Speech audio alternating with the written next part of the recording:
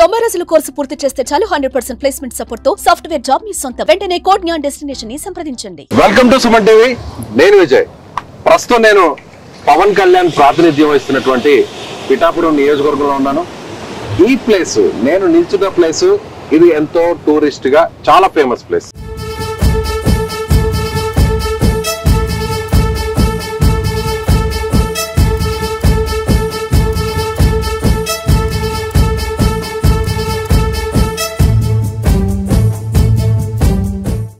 అదే ఉప్పాడ బీచ్. చాలా సినిమాల్లో చూస్తుంటారు.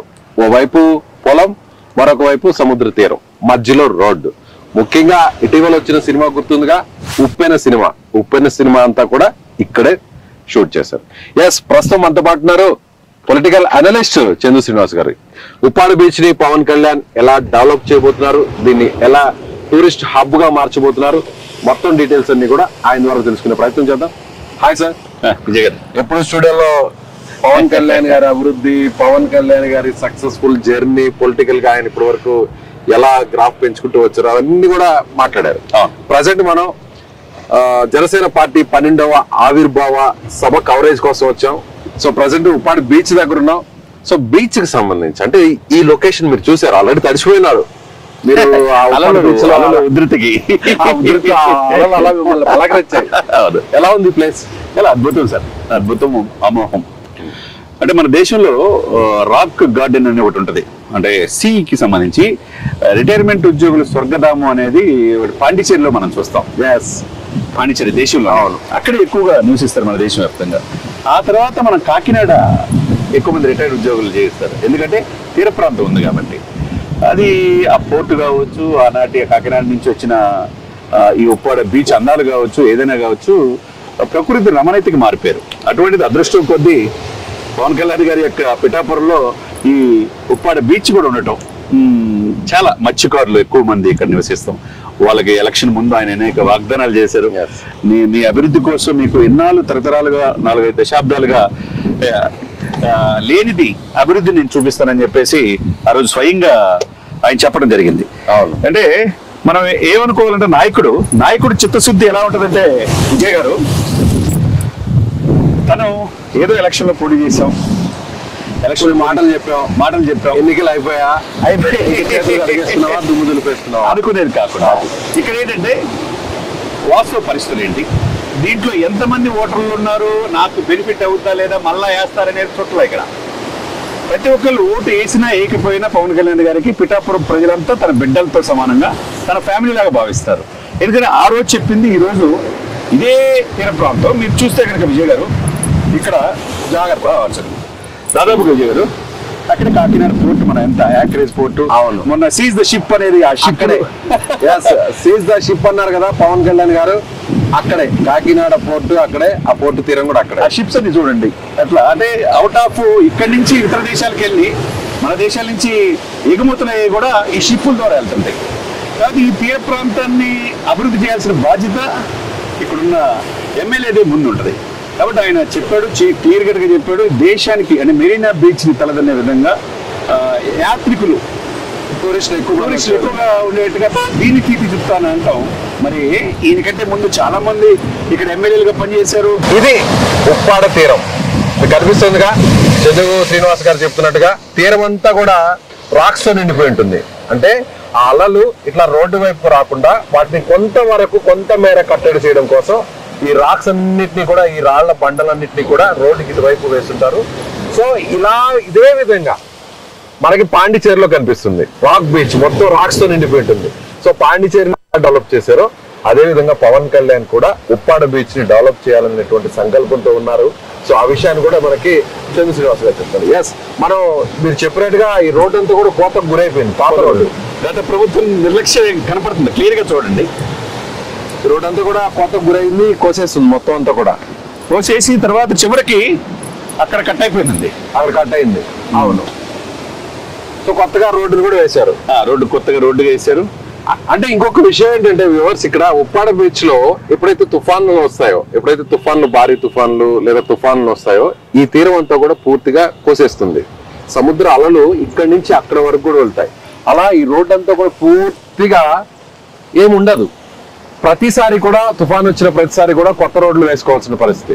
మనం ఇక్కడ నిల్చుకున్న ప్రాంతం కంటే చంద్ర శ్రీనివాస్ గారు అటువైపు చూస్తున్నారా, దాదాపు అక్కడ వరకు కూడా రోడ్లు ఉన్నాయి గతంలో. నేను ఇక్కడికి వచ్చాక మత్స్యకారులతో మాట్లాడితే వాళ్ళు స్థానికులు అప్పుడు కూడా ఏమన్నారంటే వాళ్ళు ఇక్కడ నుంచి మనకు అలలు కనిపిస్తున్నాయి కదా, ఒకసారి చూడండి, అక్కడ కూడా రోడ్లు ఉండేవి గతంలో. అలా తుఫాన్ల దాటికి ఈ అలలన్నింటినీ కూడా ఆ రోడ్డును కట్ చేసేస్తూ ముందుకు వస్తూ ఉంది, సముద్ర తీరం ముందుకు వస్తూ ఉంది. అలా ప్రతి ఏడాది కూడా కొన్ని మీటర్లు కోసుకుపోతుంది. దీనికోసం ప్రత్యేకంగా పవన్ కళ్యాణ్ గారు కూడా ఒక మాట చెప్పారు, ఒక రిటైనింగ్ వాల్ ను కూడా కంప్లీట్ గా నిర్మిస్తానని కూడా ఆయన అన్నారు. సో దానికి సంబంధించిన ఇంప్లిమెంటేషన్ జరిగే ప్రయత్నం డెఫినెట్ గా మెరైన్ ఇంజనీర్స్ ని పిలిపించారు, నేవల్ వాళ్ళని పిలిపించారు. అంటే ఆయన వచ్చిన ఫస్ట్ 1 month లోనే ఈ అధికారులు పిలిపించారు. అసలు ఉప్పాడ బీచ్ ని ఏ విధంగా మనం చేయొచ్చు, ఈ వాల్ ని పర్మనెంట్ గా ఇక్కడ ఉన్న కోతకు గురై ఇబ్బంది కలగకుండా ఇక్కడ నివసించారు. మీరు చెప్పినట్టు విజయ్ గారు, ఎక్కడ కూడా ఈ దేశంలో ఉప్పు సముద్రం ఏంటంటే మనకు తెలుసు, ఉప్పు నీళ్ళు ఉంటాయి. అవును, ఈ సముద్ర పాలలు ప్రకృతికి ఎంజాయ్ చేయడానికి ఉపయోగపడుతూ ఉంటాయి. అదే సమయంలో చేపలు పట్టడానికి మత్స్యకారులకు ఉపయోగపడతాయి. అదే సమయంలో ఎగుమతులు దిగుమతులు ఇతర దేశాలకు వెళ్తాను. కట్ చేస్తే ఎక్కడ కూడా ఈ సముద్రం ఇక్కడ ఉండి ఈ రోడ్డు మధ్యలో ఉంటే, రోడ్డు మధ్యలో దాటిన తర్వాత పంట పొలాలు ఎక్కడ లేవు. అది చాలా కొన్ని అడుగుల దూరంలోనే అలలేమో మనం నిల్చున్న ప్లేస్ లేమో అలలు ఉన్నాయి.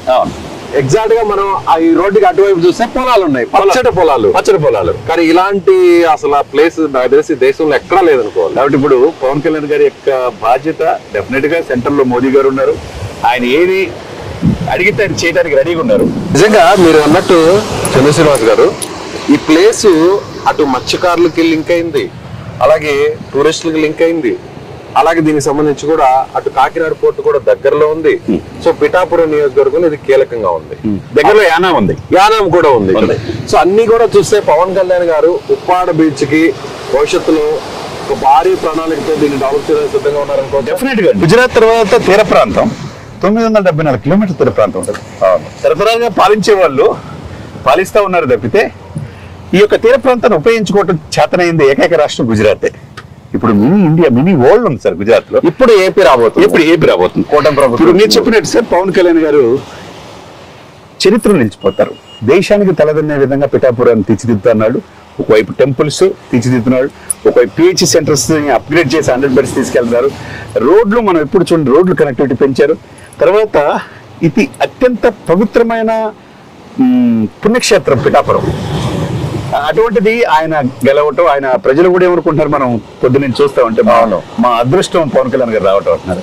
ఇకపోతే ఆయన శాశ్వత చిరునామాకి ఇక్కడే ఉంటారంటున్నాడు. కాబట్టి ఇక్కడ దీన్ని మీరు అన్నట్టు ఆ రోజు నుంచి ఇప్పటి వరకు పాండిచ్చేరి రాక్ బీచ్ అనేది వండర్ఫుల్ బీచ్. ఆ తర్వాత అవకాశం ఉప్పాడ బీచ్ కొంది. మీరు ఇందాక చెప్పినట్టుగా బుచ్చిబాబు ఇక్కడే ఉప్పాడికి చెందిన వ్యక్తే. రామ్ చరణ్ గారితో కూడా ఇప్పుడు సినిమా చేయబోతున్నారు. మరి అదే ఉప్పిన షూటింగ్ అంతా కూడా ఈ తీర ప్రాంతంలో దాదాపు 1 month జరిగింది. అది మనం చూసాను. మీరు అన్నట్టు భవిష్యత్తులో ఈ ప్రాంతం సినిమాలకు కూడా, సినిమా షూటింగ్ డెఫినెట్ గా పవన్ కళ్యాణ్ సినిమా కూడా ఇక్కడ వచ్చే అవకాశం ఉందంటారా?